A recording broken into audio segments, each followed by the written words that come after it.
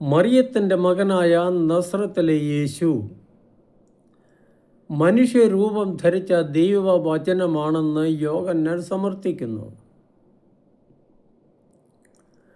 യേശുവിന് ശാരീരിക പിതാവില്ല, മാതാവ് മാത്രമേയുള്ളൂ.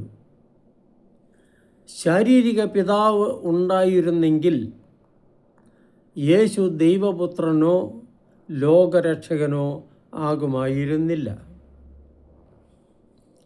യേശു എന്ന സത്യത്തെ കണ്ടും കേട്ടും സ്പർശിച്ചും ബോധ്യപ്പെട്ടവരാണ് ക്രിസ്തു ശിഷ്യർ.